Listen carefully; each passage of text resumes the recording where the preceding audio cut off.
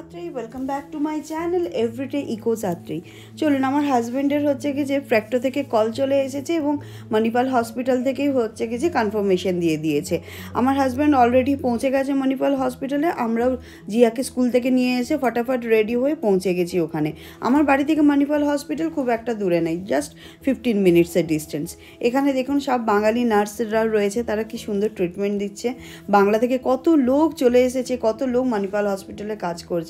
এইবার হচ্ছে কি যে আমরা ডক্টর চেতনের চেম্বারে হচ্ছে কি যে ঢুকবো। এই দেখুন এখানে হচ্ছে কি যে গেলাম।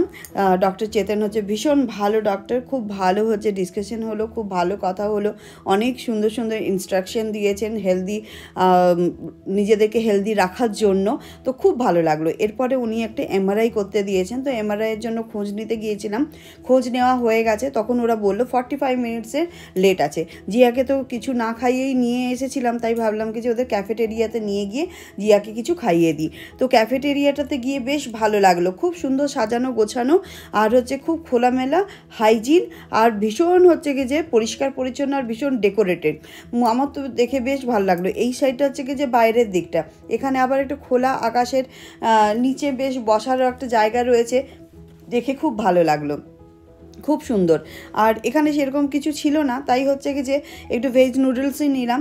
ভেজ ফ্রাইড রাইস ছিল, কিছু স্যান্ডউইচেস ছিল, তো ও বললো কি যে ভেজ নুডলস খাবে। তো এখানে একটা বাঙালি ছেলের সাথে আলাপ হলো। দেখুন এখানে বাংলার কত লোকজন এসে এখানে কাজবাজ করছে, চাকরি বাকরি করছে, এবং খুব হ্যাপিলি আছে আর কি।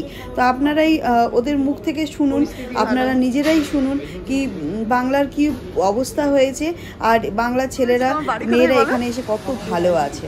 রায়দিঘি, ডায়মন্ড হারবারের দিকে। আচ্ছা, আর তারপরে এখানে এসে খুশি?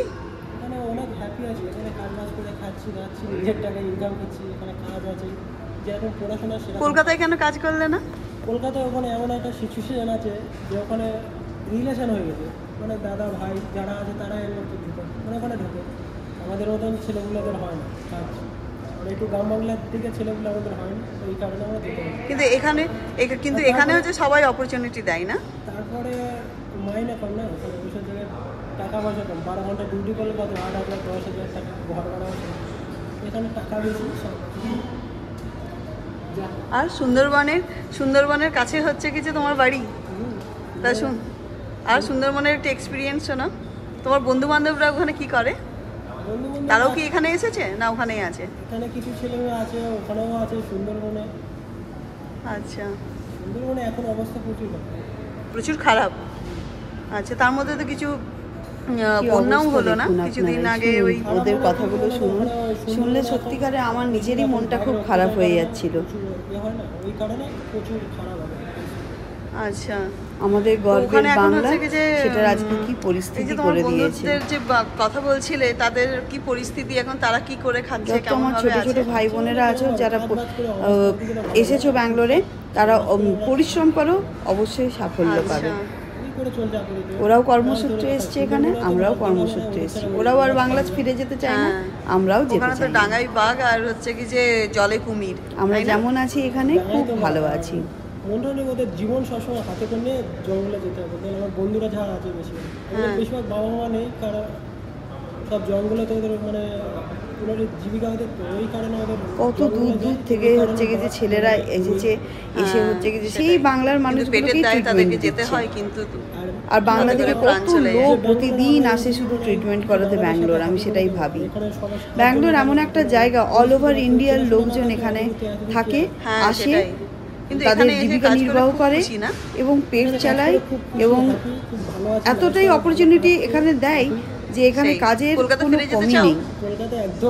ঠিক একটা কাজের ব্যবস্থা করে নিজের পেটটা চালাতে পারে। কলকাতা যেতে চাই না, কারণ কলকাতায় এখানে কোনো কাজ নেই। কাজ যদি বা থাকে রিলেশন হিসাবে কাজ হয়, যদি বা করতে যায় সেখানে প্রচুর মানে টাকা পয়সা নেয়, 2,000 টাকা 3,000 টাকা কমিশনের মতনও নেয়, কাজও দেয় না। কাজ বা যদি বা দেয় মোটামুটি তোমার স্যালারি অত টাকা, সেটাই 10,000 12,000 টাকা ওর উপরে স্যালারি, 12 ঘন্টা ডিউটি। আমরা ওখানে মানে কলকাতা ভালো লাগে। ঠিক ঠিক, আমরাও কর্মসূত্রে এখানেই আছি। হ্যাঁ, মিস করি হয়তো অনেক কিছু, কিন্তু হচ্ছে কি যে নিজের কর্মজীবন এবং যে কী রকম বলবো এস্টাবলিশমেন্ট যা কিছু রয়েছে সেটা এখানে বেশি ভালো। কেন কি বাংলার যত উৎসব আর ভাই বোনেরা এখানে ফেস্টিভ্যালস এসেছে এইগুলো দিয়ে তো আর পেট চলবে না। তাদেরকে প্রত্যেকেই হচ্ছে কি যে অনেক অনেক শুভেচ্ছা রইল। হ্যাঁ ঠিক। শুধু 10 টাকা আরো এগিয়ে যাও, খরচা করলে না, ঠিক হচ্ছে কি যে 10 পারবে। টাকা খরচা করে ব্যাঙ্গালোরে লোক, এই জন্য এখানকার অনেক স্ট্যান্ডার্ড হ্যাঁ পড়াশোনার দিক থেকে বলো আর যে কোনো দিক থেকে। একদম ঠিক, ঠিক ধরেছো। চলো অল দ্য বেস্ট তোমাকে, খুব ভালো করে কাজ করে যেও। সবথেকে বড় কথা ওরা কত আগে খুশি কাজের আছে খবর বলতে এখানে, গেলে সেটা ইন্ডিয়ার দেখার number one মতন। হচ্ছে কলকাতা, আমাদের সবাই জানে, এক ডাকে চেনে। সেটাই, এখন কলকাতা বললে কেউ চেনে বলে না, শুধু গালাগালি ছাড়া আর কিছু না। হ্যাঁ ঠিক বলেছো, শুধু কলকাতা বললেই গালাগালি দেয় এই লোকজন। দিদি যদি চলে যায়, যদি এরকম হ্যাঁ, থেকো, কাজ করো, এগিয়ে যাও, যদি কাজ না এখন আর ভাবতেই হবে না, পেছন ফিরে তাকাতে হবে না। ব্যাঙ্গালোরে সব শেয়ার করে। ঠিক ঠিক। পড়াশোনা তো আর ওখানে হয় না, 10 পর্যন্ত তো পাস করে তুলে দিয়েছে, গ্রাম বাংলার গরিব ঘরের ছেলেমেয়েরা কোনোদিন হ্যাঁ আরও শিক্ষিত হতে পারবে আর যাবেও না, ভবিষ্যৎ নষ্ট করে দিয়েছে এই কারণে। সেটাই, পড়াশোনা হবে কি, শিক্ষামন্ত্রী হচ্ছে সেরকম না। সেই ঠিক।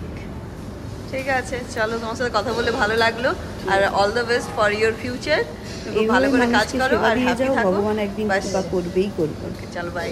চলুন, আমাদেরও খাবারটা চলে এসেছে। জিয়া কিছু খায়নি, মোটামুটি ওকে খাইয়ে দিলাম। এরপরে হাজব্যান্ড গেল হচ্ছে এমআরআই করাতে, এমআরআই রিপোর্টও চলে এসেছে, কিন্তু ডক্টরকে রিপোর্টটা দেখানো গেল না, কেন কি উনি আরেকটা এমার্জেন্সি কলে চলে গিয়েছিলেন। যাই হোক, আমরা হচ্ছে কি যে জাস্ট মণিপাল হসপিটালের অপোজিটে নেক্সাস ফোরাম ভ্যালু মল ছিল, সেখানে গেলাম। তার পরের দিনের আমাদের আমাবস্যা পুজো আছে। আপনারা প্রত্যেকেই জানেন প্রতি মাসে আমাদের বাড়িতে আমাবস্যা পুজো হয়, এবং এটা প্রায় 10-11 বছর ধরে চলে আসছে এইভাবেই। তো সেই পুজোর হচ্ছে কি যে বাজারপত্র করবার ছিল।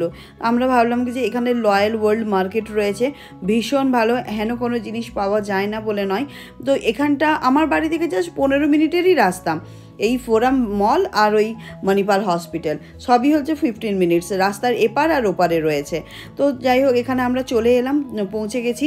এই যে দেখুন লয়াল ওয়ার্ল্ড মার্কেট, এটা দিয়ে ঢুকে গেলাম। একদম বাঁ হাতে দেখুন মানে ভীষণ সুন্দর সুন্দর ফুল দিয়ে একদম শুভেচ্ছা জানাচ্ছে, যেন মনে হচ্ছে এদের হচ্ছে নিজেদের ইনবিল্ড বেকারি রয়েছে। এখানে সব বেকার্সরা রয়েছে, বেকারির আইটেম বানায়। আর এখান থেকে ফ্রুটস আমরা নেব। গাছটা এত সুন্দর, মনে হচ্ছে যেন গাছ থেকে ফ্রুটসগুলো নিচে পড়েছে, এত সুন্দর লাগছে। বেকারির আইটেমগুলো কিন্তু সব ওদেরই হাতের, কোনো বাইরের থেকে আসে না। কিন্তু অনেক সুন্দর সুন্দর বেকারির এখানে আইটেম পাওয়া যায়, খুব ভালো, খুব টেস্টি, এবং ভীষণ হাইজিনও মেনটেন করে। কোথাও কোনোটুকু নোংরা পাবেন না দেখতে। এখানে কুকিজ, হেন কোনো ফ্লেভারের কুকিজ পাওয়া যায় না বলে নয়, প্রচুর ধরনের কুকিজ। এখানে পাফ, ছোট ছোট পাফ স্ন্যাক্সের জন্য ভীষণ ভালো। আমরা যখনই আসি লয়াল থেকে আমরা অনেক শপিং করে নিয়ে যাই। এখানে পেস্ট্রিজ রয়েছে, এখানে কিছু স্ন্যাক্স রয়েছে যেগুলো হচ্ছে কি যে ইভিনিং টাইমে স্মল বাইটের জন্য। তারপরে এখানে হচ্ছে গরমেটের হচ্ছে পেস্ট্রিজ রয়েছে, খুব ভালো। তো আমাদের হচ্ছে কি যে বেশি কিছু নেওয়ার ছিল না, ফ্রুটস নেওয়ার ছিল, তো আমরা ফ্রুটসগুলো নিয়ে নিলাম। ফ্রুটসগুলো দেখেই মনে হচ্ছে কত ফ্রেশ, তরতাজা, একদম ভীষণ সুন্দর। এগুলো সব হচ্ছে কি যে নাগপুরের কমলা লেবু, ভীষণ মিষ্টি ছিল। এখানে সবজিগুলোকে দেখুন কত সুন্দর লাগছে, কত ব্রাইট কালার, একদম খুব ভালো। আর এটা ছিল এক্সোটিক সেন্টার, হেন কোনো জিনিস পাওয়া যায় না বলে নয়। যে ধরনের খাবার বানাবে তার যা রেসিপিতে লাগবে সমস্ত কিছু এখানে পাওয়া যায়, এক্সোটিক জিনিসপত্র পাওয়া যায়, খুব ভালো। তো আমরা কখনো থাই বানালে তখন এখান থেকেই হচ্ছে বাজার করে নিয়ে যাই, লেমন গ্রাস, এই সমস্ত জিনিসগুলো। এটা হচ্ছে ডেয়ারি প্রোডাক্ট, যেগুলো রেফ্রিজারেটর কাইন্ড অফ জায়গায় থাকে, তো এগুলো হচ্ছে ড্রাই ফ্রুটসের হচ্ছে প্রোডাক্ট।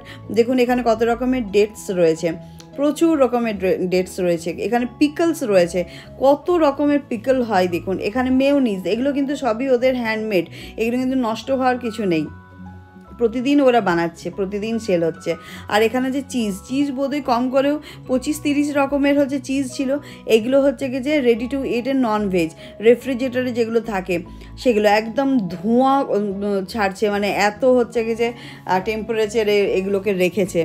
তো আর তার অপোজিট সাইডে দেখুন এই যে চিল্ড ফ্রোজেন, যেমন জুস, বিভিন্ন রকমের জুস, কোল্ড ড্রিঙ্কস এগুলো থাকে। আর এই যে প্যানেলগুলো দেখছেন এরকম সোজা চলে যাচ্ছে বহু দূর, এরকম ধরনের মনে হয় 25 থেকে 30টা হচ্ছে কি যে সেকশন রয়েছে। হেন কোনো জিনিস নেই বলে নয়। শ্যাম্পুরই একটা বিশাল বড় সেকশন যাচ্ছে, ম্যাগি তো ম্যাগিরই চলে যাচ্ছে। তো এইরকম বিভিন্ন রকম সাবান, বিস্কিট, চাউমিন এ সমস্ত কিছুর। তারপরে এই জায়গাটা আছে যারা মানে খুচরো মানে লুজ জিনিসপত্র নিতে ভালোবাসে তাদের জন্য। আর এপাশে রয়েছে সিল্ড জিনিসপত্র, গ্রেনস, রাইস, হুইট, এই সমস্ত। আর এপাশে রয়েছে pineapple, kiwi, strawberry, raspberry, blackberry, এগুলো যে ড্রাইড জিনিসগুলো হয় সেগুলো। তো জিয়া এখান থেকে কিছু জিনিস তুলেছে, নেওয়ার পর হচ্ছে কি যে মোটামুটি আমাদের সমস্ত কিছু নেওয়া হয়ে গেছে। এইখান থেকে লাস্টে আমি নিলাম একটা পুদিনা মিন্ট, একটা হচ্ছে কি যে শরবত টাইপের জুস, আরেকটা হচ্ছে লেমনের নিয়ে, আর বাস বিলিং হয়ে গেছে। বারবিকিউগুলো দেখুন, এই শীতকালে বেশ বারবিকিউ ভালো লাগে আমাদের, যদিও বা প্ল্যান নেই, তাই আর ওই পাশে গেলাম না। বিলিং হয়ে গেছে, বিলিং হয়ে যাওয়ার পর আমরা বেরিয়ে পড়লাম বাড়ির উদ্দেশ্যে, কেন কি অনেকখানি রাত হয়ে গেছে আর অনেকখানি বেলাতেই আমরা বেরিয়েছিলাম। জিয়ার অ্যাকচুয়ালি অনেক হোম টাস্ক আছে, সেগুলোকে করতে হবে, তারপরে রাতের বেলায় খাওয়া দাওয়া করে ঘুমোতে হবে, আবার সকালবেলায় উঠে ডেলি রুটিন। এই দেখুন মণিপাল হসপিটাল, মলটা থেকে বেরিয়ে গিয়ে ডান দিকে মণিপাল আর বাঁ দিকে হচ্ছে মলটা। এরপরে আমরা চলে গেলাম ভারতুর রোড, এই যে ডান দিকে হচ্ছে ভারতুর লেক, কিন্তু এখন রাত্রেবেলায় বলে দেখা যাচ্ছে না। এরপরে হচ্ছে কি যে রাত্রেবেলা খাওয়া দাওয়া ডিনারটা কমপ্লিট করে হচ্ছে কি যে ঘুমোতে যেতে হবে। ঘুম থেকে উঠে ডেলি রুটিনের মধ্যে সব থেকে আগে আসে আমার সকালবেলা ঘুম থেকে উঠেই হচ্ছে কিচেনে যেতে হয় জিয়ার জন্য খাবার বানাতে। এই দেখুন এটা next day morning. Next day মর্নিংয়ে কার্টেন সরিয়েই একদম হচ্ছে ফ্রেঞ্চ উইন্ডো খুলেই আমি বাইরে যাই। বাইরেটা দেখি কেমন ওয়েদার, কেমন কি, কতগুলো ফুল ফুটেছে। আজকে অমাবস্যা পুজো, তো আজকে আমার গাছে ফুলই ফোটেনি, শীতকালের জন্য একটু ফুলটা কম আসছে, তাই ভাবলাম কি যে ফুলের একটা ব্যবস্থা করতে হবে। একটা আন্টির বাড়িতে যাই, সেখান থেকে আমি ফুল নিয়ে আসবো। জিয়া বললো যে আমাকে একটাই চিজ ধোসা চাই, তাই ওর ধোসাটাকে একটু মোটা করে আর একটু বড় করে বানিয়ে দিয়েছি। যদি একটাই খাবে তাহলে সেটা একটু সেই রকমই খাক, একটু বেশি যাতে খাওয়ানো যেতে পারে আর কি। এমনিতে হয়ে গেল মোটামুটি এই পার্টটা। এরপরে হচ্ছে চিজকে গ্রেড করে খুব ভালো করে হচ্ছে কি যে ওলট পালট করে চিজকে মেল্ট করে একদম হচ্ছে টিফিন বক্সের মধ্যে সেট করে দিলাম।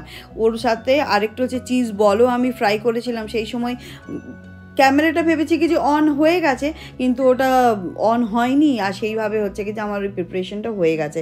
যাই হোক, ওর টিফিন বক্সটা রেডি করার সময় হচ্ছে কি যে দেখিয়ে দেবো কীভাবে হচ্ছে কি যে রেডি করেছি। কিছুই না, ওগুলো রেডি টু ইটের মতন ছিল, জাস্ট অয়েলে হচ্ছে ফ্রাই করে দিয়েছি। আর এখানে দিয়ে দিয়েছি একটু ছেনা পোড়া। ছেনা পোড়াও খেতে ভীষণ ভালোবাসে, তো সল্ট অ্যান্ড সুইটের মিক্স অ্যান্ড ম্যাচ হয়ে গেল। এখানেও কিছুটা রেজন আর চিজ বল দিয়ে দিয়েছি। তো এইভাবে হচ্ছে কি যে রেডি করে দিলাম টিফিনগুলো। ওকে একটু সোয়েটারটা পরিয়ে দিলাম, তারপর হচ্ছে বাচ্চাগুলোকে নিয়ে গেলাম স্কুলে ড্রপ করতে। স্কুলে যেতে যেতে স্কুলের রাস্তাটা ছিল ভীষণ সুন্দর, অপূর্ব লাগছিল। একদম হচ্ছে কি যে চারিদিকে কুয়াশাচ্ছন্ন আর ক্ষীণ সূর্যের আলো মানে ভেদ করে এসেছে, ভীষণ ভালো লাগছিল। একদম ভিটামিন ডিতে ভরপুর, নিতেও খুব ভালো লাগছিল রোদটা। আর ওয়েদারটা দেখুন কি সুন্দর লাগছে, চারিদিকটা খুব ভালো। ওদেরকে হচ্ছে কি যে ড্রপ করে দিলাম, স্কুল পৌঁছে গেছে। আর দেখুন আমার গাড়িতে এই সদস্যগুলো আমাদের সাথেই ট্রাভেল করে, আমরা যেখানে যাই ওরাও ওইখানেই যায়, আমার ভীষণ প্রিয় এরা। ওদেরকে টাটা বাই বাই করে দিয়ে মোটামুটি বেরোলাম আমি আমার আন্টির বাড়িতে, যার বাড়ি থেকে হচ্ছে ফুলগুলো কালেক্ট করি। দেখুন একটু গ্রামের সাইডে একটা বাছুর দেখতে পাবেন, কিন্তু দেখেছেন গ্রাম হলে কি হবে, ওদের একটা 4 হুইলার আছে, দেখুন ওই দেখুন। তো আমি না ওপরের দিকে ফুলগুলো ছিল, পারতে পারছিলাম না, তখন আন্টির ছেলে একটা আঁকশি নিয়ে এসে আমাকে অনেকগুলো ফুল হচ্ছে কি যে তুলে দিল। যাই হোক, এবার মোটামুটি পুজোর জন্য হয়ে গেছে রেডি। এরপর জিয়ার স্কুলটা হচ্ছে কি যে পার করে আমরা চলে গেলাম ফুলের দোকানে। ফুলের দোকানে হচ্ছে বাকি ফুলগুলো নিলাম, এই সাদা গাঁদা, লাল গাঁদা, সাদা ফুল, হলুদ ফুল, মানে প্রচুর ভ্যারাইটিস অফ ফ্লাওয়ার। এই জন্য ব্যাঙ্গালোরকে গার্ডেন সিটি বলে। যা ফুল নিয়েছে মোটামুটি আমাদের 2 দিন হচ্ছে পুজো হয়ে যাবে। এরপরে স্নান টান করে রেডি হয়ে লয়েল থেকে নিয়ে আসা ফলগুলোকে সব বার করলাম, বার করে জল দিয়ে ধুয়ে আর কাটাকাটি করতে শুরু করলাম। কেন কি পুজোর তৈরি করতেই রেডি করতেই হচ্ছে কিছু অনেক সময় লেগে যায়, পুজো করতে তো বেশি সময় লাগে না। ফুলগুলো মোটামুটি ধুয়ে রেডি করে দিয়েছি। এরপরে পুজো করতে বসলাম আমি আর আমার হাজব্যান্ড দুজনে মিলে। প্রদীপ জ্বেলে নিয়েছি, ধূপ দেখিয়ে দিয়েছি। আমরা পুজোর সময় প্রতি মাসেই হচ্ছে কি যে শাড়ি পরি, আর আমার হাজব্যান্ড হচ্ছে ধুতি পরে পুজো করে। তো এইভাবেই হচ্ছে কি যে পুজো করি আমরা, আমাদের ভালো লাগে। আর এমনিভাবে ইনস্ট্রাকশন দিয়েছে। তো পুজো হয়ে গেছে, পুজো হয়ে যাওয়ার পর আপনাদেরকে দেখাচ্ছি। দেখুন মাকে কীরকমভাবে আমরা লাল ফুলে একদম সাজিয়ে দিই। লাল ফুলে সাজানো মাকে দেখাই যায় না, একদম দেখা যায় না, উনি একদম ফুলে ঢাকা থাকেন। ভীষণ সুন্দর লাগে সেদিনটা, মানে এমনিতে প্রতিদিনই পুজো দিই, কিন্তু অমাবস্যার দিনকে হচ্ছে কি যে আরও বেশি ব্রাইট লাগে। যাই হোক, আমাদের পুজো হয়ে গেছে, এরপরে দরজাটা বন্ধ করে দেবো 10 মিনিটের জন্য, তারপরে প্রসাদগুলো বার করব। এরপরে আমার হাজব্যান্ডকে অফিসে পাঠানো আছে, তারপরে এই প্রসাদগুলো সবার বাড়িতে হচ্ছে ডিস্ট্রিবিউট করে দেবো। আজকের ব্লগটা যদি ভালো লাগে তাহলে একটা লাইক, শেয়ার আর সাবস্ক্রাইব করে দেবেন। অবশ্যই সাবস্ক্রাইব করবেন কিন্তু। আবার দেখা হবে নতুন ব্লগের সাথে। চলুন, ততক্ষণের জন্য tata, bye bye, thank you.